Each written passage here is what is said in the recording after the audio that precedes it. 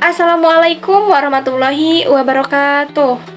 Yang saya hormati Ibu Septi Johan, Sarjana Sains Magister Sains, selaku dosen pengampu mata kuliah pengelola laboratorium IPA, serta rekan-rekan semua yang saya hormati. Perkenalkan, saya dari kelompok 5 yang beranggota 5 orang, terdiri dari saya Nur Aini sebagai moderator. Saya Lutfi Jamalatus Soleah akan memaparkan bagaimana standar pengelolaan laboratorium IPA menurut Permendiknas nomor 24 tahun 2007 tentang standar laboratorium IPA SMP dan Permendiknas nomor 26 tahun 2008 tentang standar laboratorium sekolah. Perkenalkan, nama saya Mahesi Sinta Dewi dari Prodi Pendidikan Biologi Universitas Terbuka. Saya Ika Nur Komaria. Pada tugas proyek ini, saya melakukan observasi langsung ke laboratorium IPA di SMA Negeri 1 Kalirejo dan akan memaparkan hasil observasi dan analisis laboratorium IPA tersebut secara mendalam. Perkenalkan, nama saya Syaratul Rahmania. Saya berperan sebagai pemateri yang akan menyampaikan analisis komparatif, evaluasi, rekomendasi berdasarkan observasi yang telah dilakukan oleh kelompok saya. Pada kesempatan kali ini, kami akan mempresentasikan hasil tugas proyek kolaborasi jarak jauh yang berjudul Desain Pengelolaan Laboratorium IPA. Nah, teman-teman, kebetulan kelompok kami beroperasi di 2 sekolah. Adapun alur presentasi kami, yang pertama menjelaskan tujuan proyek dan langkah proyek. Yang kedua, penayangan video observasi yang dilakukan di 2 sekolah. Alur yang ketiga yaitu penjelasan materi yang dijelaskan oleh anggota kelompok. Alur yang keempat adalah sesi tanya jawab dan diskusi, dan yang terakhir penutup dan refleksi. Oke, kita mulai ya teman-teman. Tujuan utama dari proyek ini adalah mengidentifikasikan prinsip dasar manajemen laboratorium IPA dan merancang laboratorium IPA yang aman serta efisien sesuai Permendiknas nomor 24 tahun 2007. Semoga pemaparan kami memberikan gambaran yang jelas dan bermanfaat mengenai desain serta pengelolaan laboratorium IPA yang ideal di lingkungan sekolah. Selanjutnya, mari kita simak video hasil observasi teman-teman kita di 2 sekolah. Selamat menonton!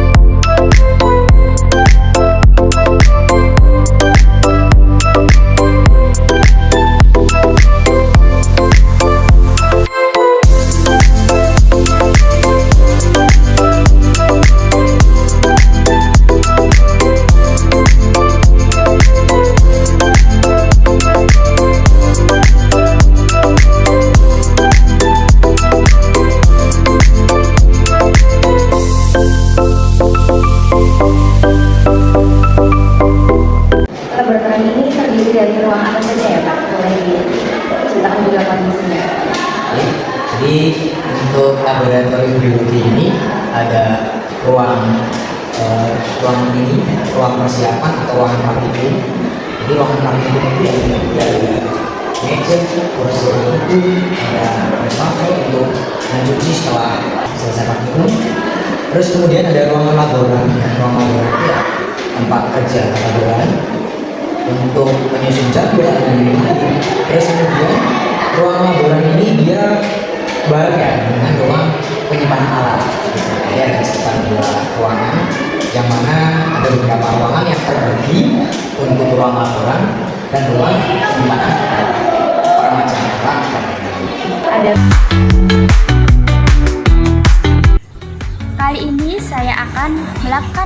observasi dan wawancara untuk tugas pengelolaan laboratorium IPA di SMPN 2 Ngoro, Jombang.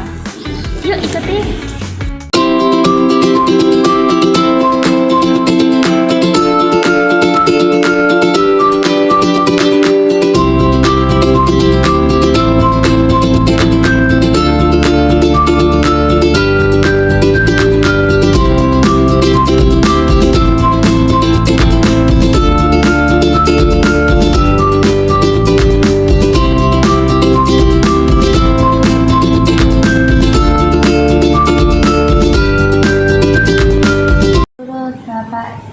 Apakah ada saran atau ide perbaikan yang bisa dilakukan untuk mengembangkan laboratorium IPA ini, baik dari segi fasilitas fisik, pengelolaan atau manajemen, maupun pemanfaatan dalam kegiatan pembelajaran? Yang pertama, peningkatan kompetensi Bapak Ibu guru dulu dalam mengelola alat, karena itu kan butuh keahlian khusus. Tidak semua Bapak Ibu bisa menggunakan lab IPA setelah itu, sehingga di sini perlu adanya klub atau workshop untuk apabila mendapatkan bantuan alat-alat baru. Kan banyak alat baru masih dalam kotak ya, tapi kadang kita nggak bisa makan. Terutama yang Bapak Ibu guru sekarang ini itu basicnya adalah basic biologi, basic fisika, dan basic kimia. Tapi kita nggak ada alat biologi dan fisika, itu kan basic IPA. Kayak saya ini kan basic biologi, saya ini biologi, saya ngajar IPA. Pada saat itu saya harus menggunakan alat fisika. Tidak semua saya kuasai, maka perlu ada workshop di kantor penggunaan alat-alat IPA, khususnya alat IPA yang baru datang. Itu ke depan sehingga nanti Bapak Ibu mempunyai kompetensi untuk menggunakan alat itu dengan maksimal. Sehingga anak-anak pun akhirnya juga bisa menggunakan yang sama dengan Bapak Ibu yang dari basic fisika. Pun sebaliknya juga sama, basic fisika, supaya kena mikroskop, supaya kena biologi juga perlu. Ini masih rata-rata gitu. Jarang yang Bapak Ibu guru basic IPA, tapi basicnya mapel masing-masing di SMP. Sementara SMP kan mapelnya IPA, bukan biologi, bukan fisika kan. Terima kasih banyak Pak atas waktu dan Oke, jawabannya. sama-sama yang bisa saya bantu. Itu mungkin yang lebih jauh, mohon maaf apabila memang tidak sesuai yang diinginkan. Semua informasi yang disampaikan akan menjadi bahan berharga bagi kami dalam memahami prinsip dasar manajemen dan perancangan laboratorium IPA yang baik. Semoga ke depan laboratorium di sekolah ini bisa terus berkembang dan menjadi contoh yang ideal untuk pembelajaran sains. Amin, amin. Yang pertama, standar laboratorium IPA menurut Permendiknas nomor 24 tahun 2007. Yang pertama, ada fungsi laboratorium IPA. Menurut Permendiknas nomor 24 tahun 2007, laboratorium IPA berfungsi untuk menunjang kegiatan pembelajaran sains berbasis praktikum, eksperimen, dan pengamatan langsung. Yang kedua, ada komponen utama laboratorium IPA. Yang pertama, ada ruang utama laboratorium. Ruang laboratorium minimal berukuran 7 x 9 meter atau 63 meter persegi. Yang kedua, ada ruang persiapan. Yang ketiga, ada ruang penyimpanan alat dan bahan. Yang keempat, ada fasilitas pencahayaan, ventilasi, dan keamanan. Untuk selanjutnya, ada perlengkapan yang wajib di dalam laboratorium IPA. Yang pertama, ada alat praktikum. Alat praktikum meliputi gelas ukur, termometer, mikroskop, dan lain-lain. Yang kedua, ada bahan kimia dan biologis yang sesuai dengan jenjang SMP. Dan selanjutnya, ada meja laboratorium, tahan bahan kimia dan panas. Yang selanjutnya ada fasilitas air bersih dan pembuangan limbah. Dan untuk selanjutnya ada alat keselamatan. Tentang pengelolaan. Pengelolaan laboratorium harus dikelola secara sistematis oleh petugas laboran. Dan juga memiliki jadwal penggunaan dan pemeliharaan alat. Selain itu juga harus menyediakan buku inventaris alat dan bahan. Untuk selanjutnya, standar laboratorium IPA menurut Permendiknas nomor 26 tahun 2008. Yang pertama ada tenaga laboratorium sekolah. Tenaga yang menangani kegiatan laboratorium secara teknis dan administratif. Yang selanjutnya ada kualifikasi tenaga laboran SMP. Ada yang pertama, minimal lulusan D3 di bidang sains atau pendidikan sains. Untuk selanjutnya, memiliki sertifikat atau pelatihan teknis pengelolaan laboratorium.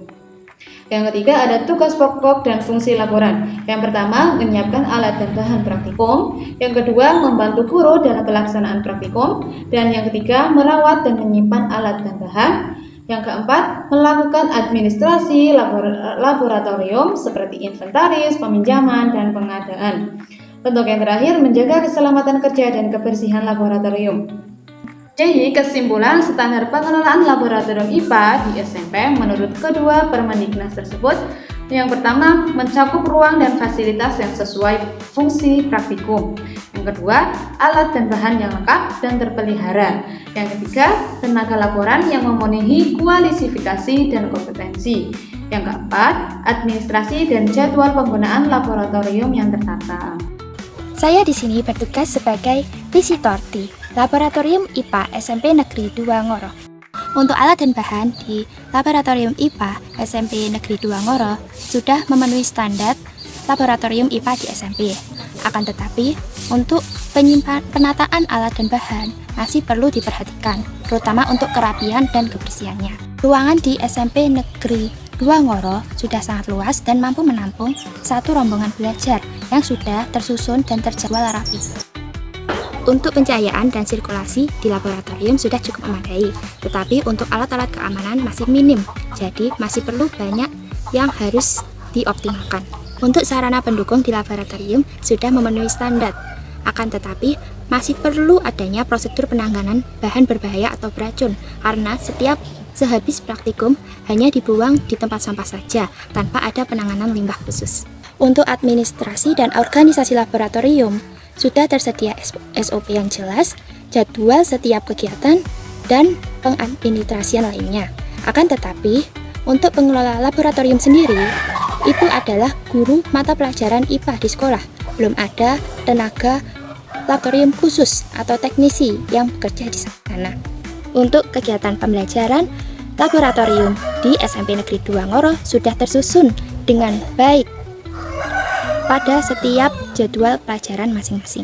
Untuk perawatan alat dan bahan sudah terpelihara secara berkala dan terjadwal.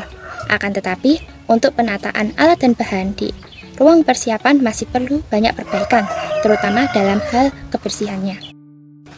Untuk peralatan dan bahan laboratorium di SMP Negeri 2 Ngoro ini sudah begitu lengkap, mulai dari alat pengukur panjang, alat pengukur massa, waktu, suhu, alat elektrik, mekanik, dan alat optik.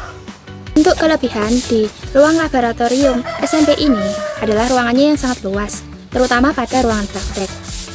Tersedia alat dan bahan yang lengkap sesuai dengan standar di laboratorium SMP. Sudah menggunakan teknologi modern dalam kegiatan laboratorium, yakni menggunakan papan tulis digital berbasis teknologi dan juga menggunakan AC pada ruangannya. Pencahayaan dan ventilasinya sangat memadai, serta kegiatan laboratorium digunakan setiap hari dan terjadwal. Sedangkan untuk kekurangannya, ruang laboratorium IPA masih digunakan juga sebagai ruang serbaguna apabila ada rapat. Belum ada pengelola khusus atau teknisi laboratorium. Laboratorium masih dikelola oleh guru mata pelajaran IPA. Petugas laboratorium adalah guru IPA di sekolah, jadi belum ada pelatihan khusus untuk petugas laboratorium. Sekian analisis saya untuk laboratorium IPA di SMP Negeri 2 Ngoro.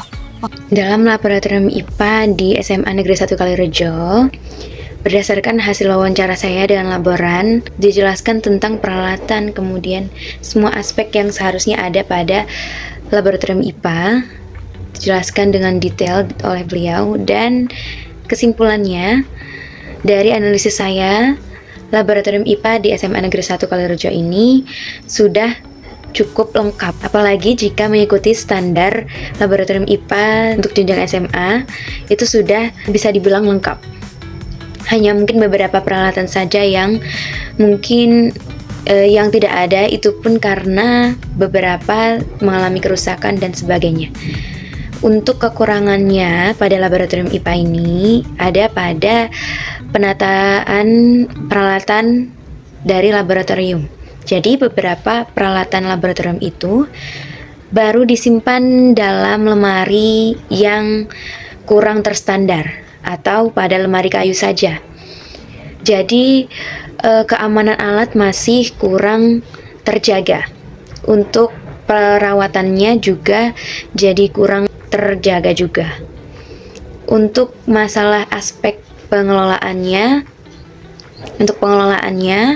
sudah ada inventaris dan juga ada jurnal. Jurnal tersebut digunakan untuk mengisi daftar praktikum yang telah terjadi. Jadi setiap praktikum, setiap kegiatan yang dilakukan dalam laboratorium IPA tersebut itu dicatat semua aspeknya, dari barang atau peralatan yang dipinjam, kemudian kondisinya seperti apa, tanggalnya, kemudian dan lain-lainnya itu lengkap dicatat di jurnal tersebut, dan laporannya juga disusun setiap semester. Jadi akan terorganisir setiap semesternya. Demikian untuk laporan hasil analisis saya di Laboratorium IPA pada SMA Negeri 1 Kalirejo. Kesimpulannya, Laboratorium IPA di Sekolah SMA Negeri 1 Kalirejo ini beberapa sudah mengikuti atau memenuhi aspek laboratorium yang ideal, aman, dan juga efisien. Jika dibandingkan dari kedua lab tersebut, sekolah pertama lebih memenuhi standar yang disebutkan oleh Permendiknas nomor 24 tahun 2007. Sedangkan sekolah B masih menghadapi tantangan terutama dalam pengelolaan alat, bahan, serta keselamatan kerja pada laboratorium IPA. Sekian, terima kasih. Demikianlah presentasi kelompok kami mengenai desain dan pengelolaan laboratorium IPA di 2 sekolah. Terima kasih kepada pemateri atas pemaparannya. Selanjutnya kita masuk ke sesi tanya jawab dan diskusi. Sesi tanya jawab kita membuka hanya untuk 3 orang. Silahkan kepada teman-teman yang ingin memberikan komentar atau memberikan tanggapan, silahkan sampaikan melalui kolom komentar. Kami akan sangat senang sekali memberikan tanggapan secara tertulis. Kami berharap hasil proyek ini dapat memberikan wawasan baru serta kontribusi nyata dalam upaya peningkatan kualitas laboratorium IPA di sekolah. Kami mengucapkan terima kasih atas perhatian, waktu, dan kesempatan yang telah diberikan. Kami memohon maaf atas segala kekurangan dalam penyampaian.